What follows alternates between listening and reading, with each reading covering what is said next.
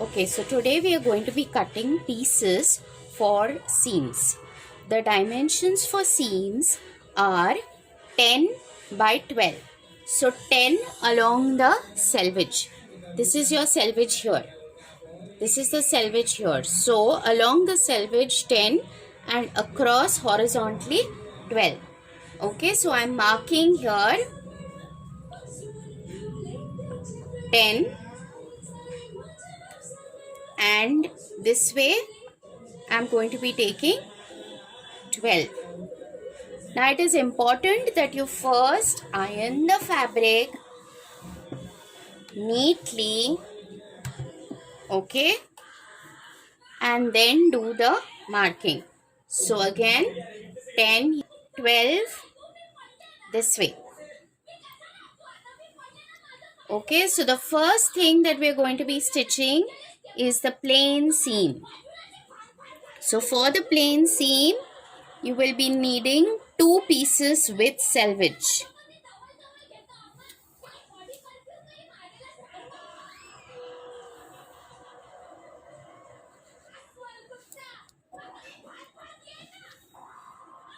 So I am going to be taking for the plain seam with selvage.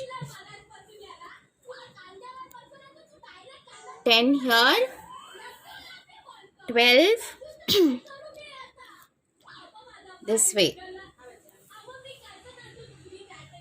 Okay, 2 pieces with selvage, so I will have to go along the selvage itself. Again 10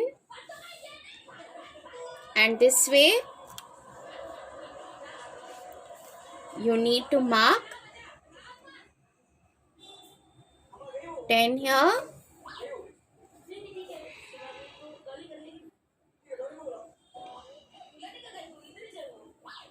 and 12 like this.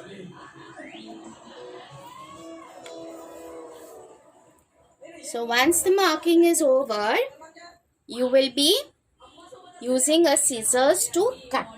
You cut fabric, always use a steady hand. Okay, in a big scissors, you will have one big portion for the scissors here like this and a small portion here. So this is a tailor's scissors which has got a big compartment to keep all your 3 fingers here and or 4 fingers here, and you will have the thumb in the smaller portion. So this is how you will operate the scissors. Give long big slashes. Don't give a very small slash, then you will get a jagged edge. Okay, so now I'm cutting the scissors with the scissors, sorry.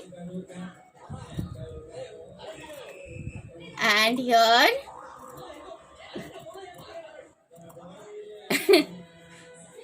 we are cutting the sample straight like this. Okay,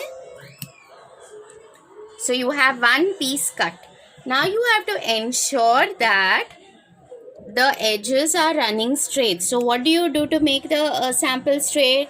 You pull a yarn out, and when you pull a yarn out, you get a transparent line along which you can cut the fabric so that the edge becomes straight.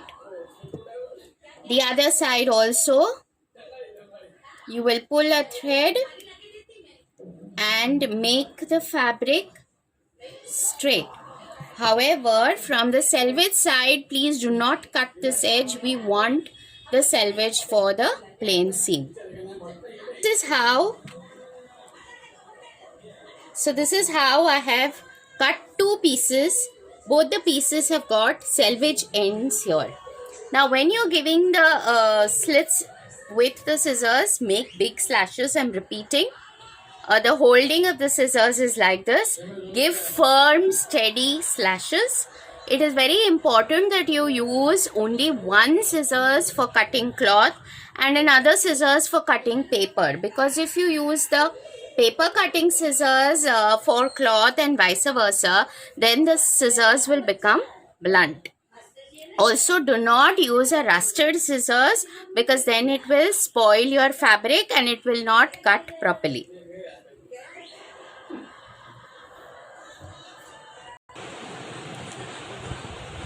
Okay, for operating the machine, there is a lever here wherein you can, so at the back of the machine, or sometimes you may have it on the side of the machine, or sometimes in the front, depending upon what is the brand of the machine.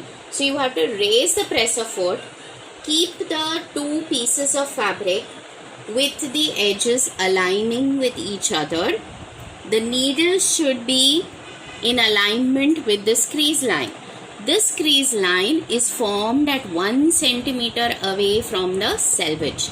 Okay, and this area which gets caught into the seam, it is called as a seam allowance. Okay, it is an allowance that is kept because it goes into the garment. Now the stitching of the plain seam is a very simple plain seam stitch, wherein you're going to keep the size of the stitch medium size, neither big nor small, depending upon what is the brand of the machine. Accordingly, you can regulate the stitch size.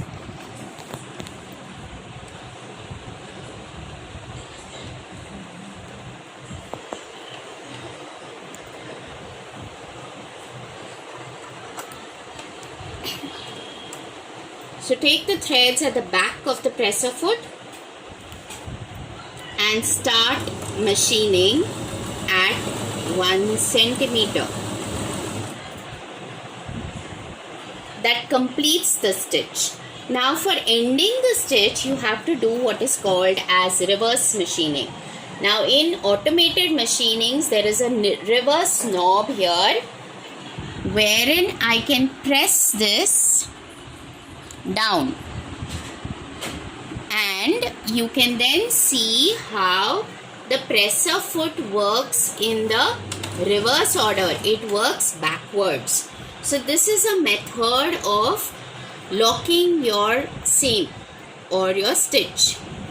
The other method is that of doing a manual locking. Manual locking is where I keep the needle pierced, I raise the presser foot, I turn the fabric, and then I stitch along. So then a double stitch is formed so that the stitch does not open. The third method is that of drawing a long thread, then cutting these two threads and knotting it up. So I will show you how this is to be knotted. So I cut the threads long. Now observe, the stitch has got one thread on top and one thread at the bottom here, which is of the bobbin. If I want to knot this, I have to get both the threads on the same side. So what do? I pull this, I get the thread on the wrong side. So both the threads are on the same side now, and then I manually tie a firm knot like this, after which I can cut the threads close by to the fabric.